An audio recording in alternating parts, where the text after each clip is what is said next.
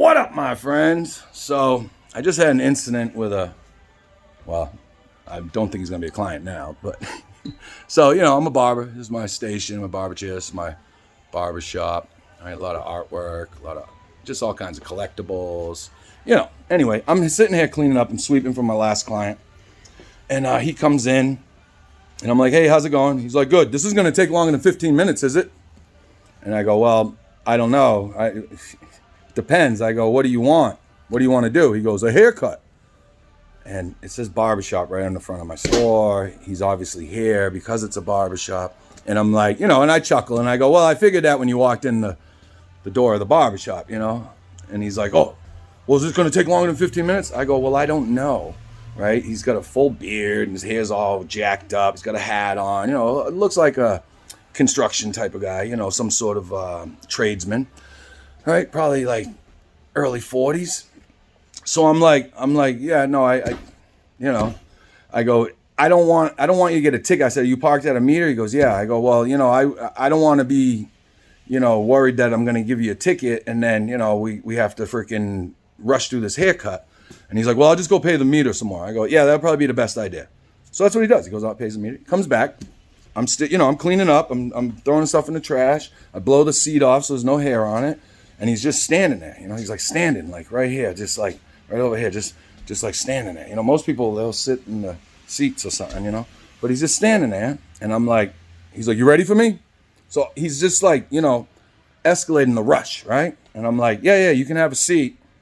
So then I come over here, right? I get a comb out, I get ready to cut his hair.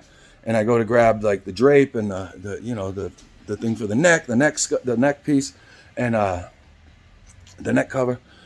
And I'm like, oh, so what are we doing? And he goes, just a trim. And so I kind of chuckle. I go, well, I go, I'm not sure what a trim.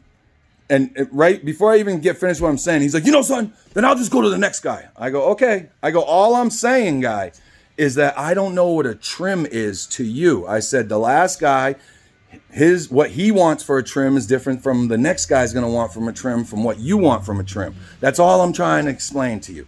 And he freaking storms out. He's like, oh, slams the door and walks down the road, right? So I'm sitting here for a second and I look on my station and there's a phone there. His phone. So I go, I don't want him coming back in here, right? So I grab the phone, I run outside, I run over to where he went. There's no car there. So I'm like, damn it. So I put it back over here.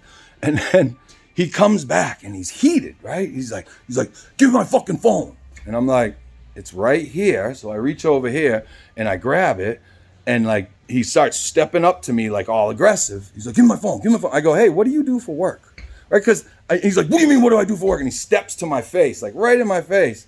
And I don't flinch. I don't move. I put the phone behind my back. I go, I'll give you your phone.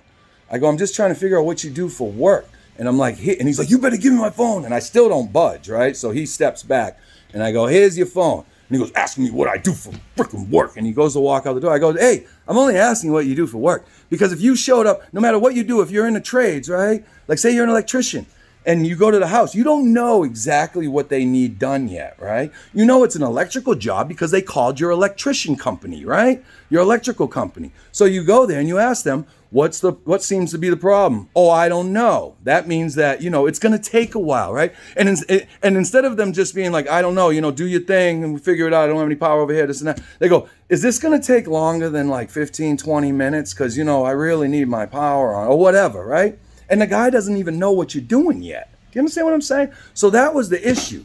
So, and then I try to explain that to him. And like, he comes back like 3-4 times and like tries to like flinch me out, right? I don't flinch at all. And in fact, I go, ooh, no, so tough, right?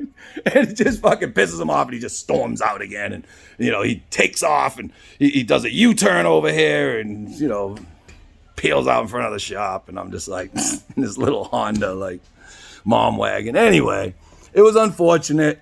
And like I was trying to make light of it. I was just trying to joke, but he was in a rush. You know what I mean? Like, well, don't go to get a haircut if you're in a time crunch, right? Like, especially since like he's not a regular, right? So I don't know what kind of haircut. Some of my regulars, they can come in, they can sit down, and they're like, Adam, I got to be out of here by such and such a time. I'm like, all right, no problem. And I bang it out because I know exactly what they want, But when you're first meeting somebody, they're a potential new client.